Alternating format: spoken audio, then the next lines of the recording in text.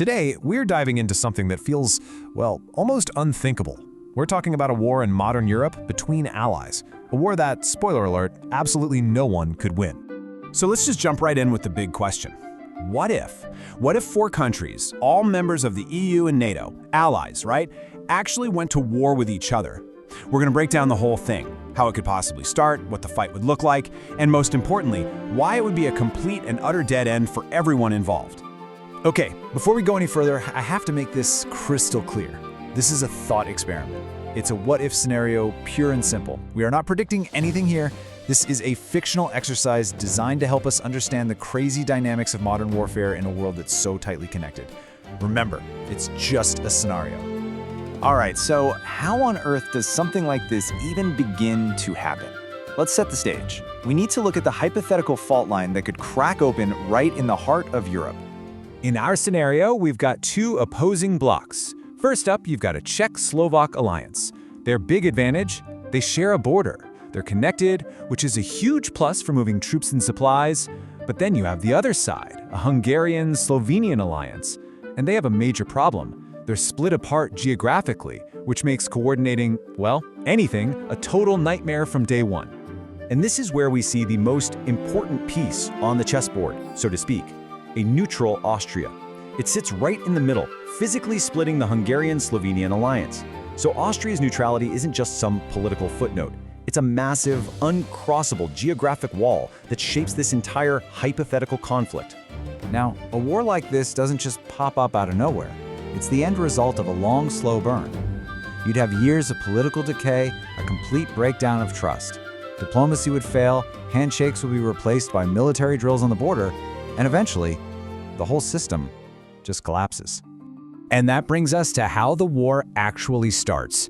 Because in the 21st century, the first shots aren't fired from a tank or a jet. Nope, they're invisible. They're digital. The playbook for this is pretty clear. Step 1, unleash a storm of disinformation. Create chaos, turn people against their own government.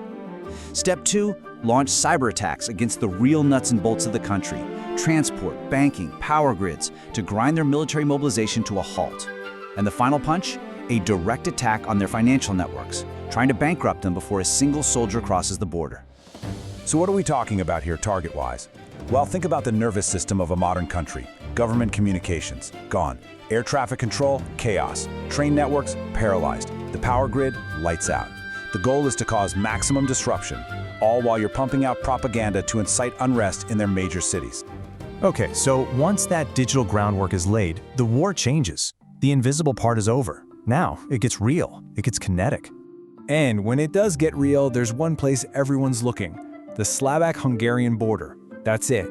It's the only place these 2 alliances physically touch, so it's destined to be the primary front.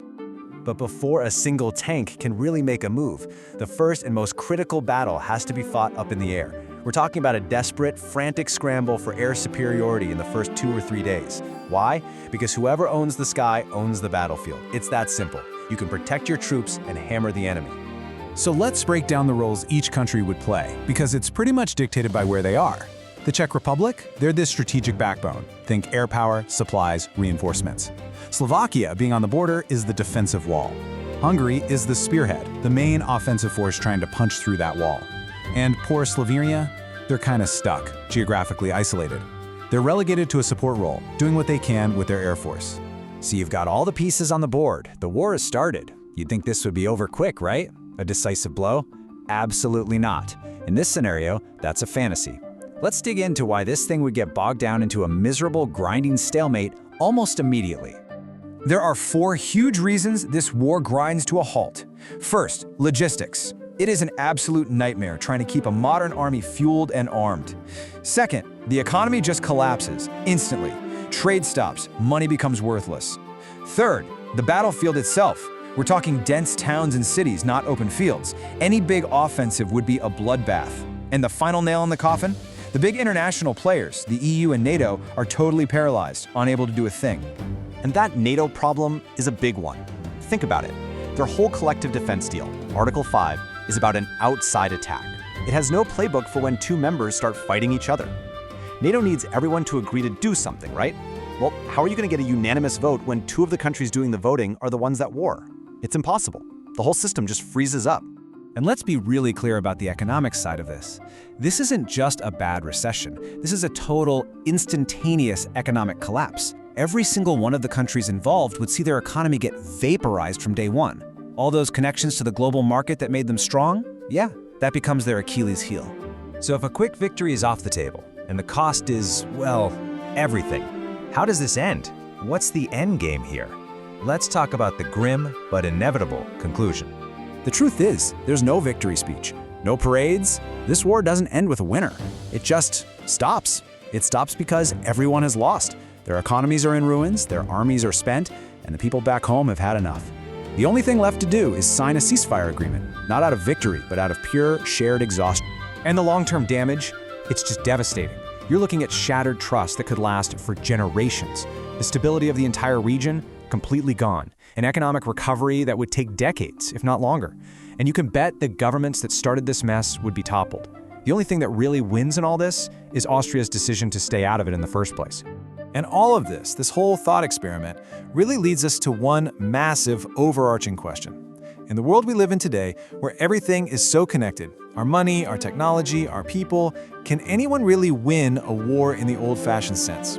Or is it now just a guarantee that if one side loses, everybody loses with them? It's something to think about.